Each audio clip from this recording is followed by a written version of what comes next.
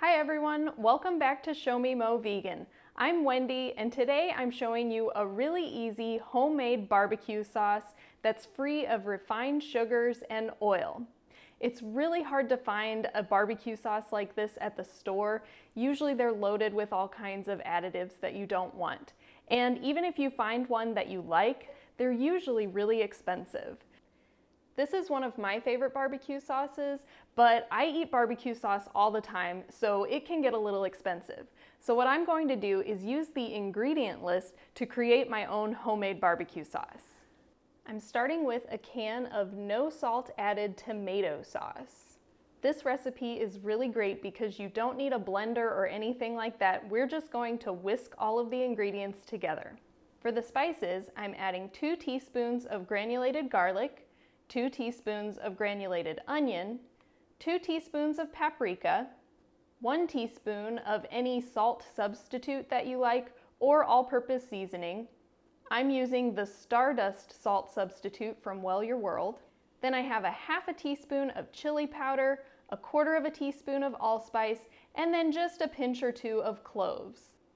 Next, I'm adding 2 tablespoons of apple cider vinegar. You could also use balsamic vinegar or any other vinegar that you like. Then a tablespoon of date syrup. You could also use date sugar if you want something that's more of a whole food, or you could even use whole dates. Of course, you would have to blend your barbecue sauce if you're using the whole dates. Next up is an optional ingredient.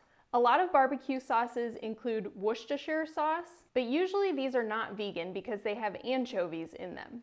If you have a vegan version that you like, feel free to add this.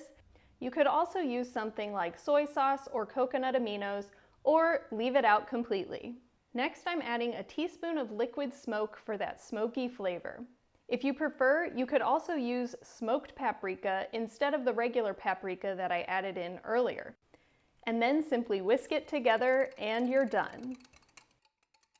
Go ahead and give it a quick taste to see if you want to adjust any of your seasonings. And you can repurpose an old bottle to store your barbecue sauce in, or simply use a mason jar. You can store this in the fridge, and I like to try to use it within a week.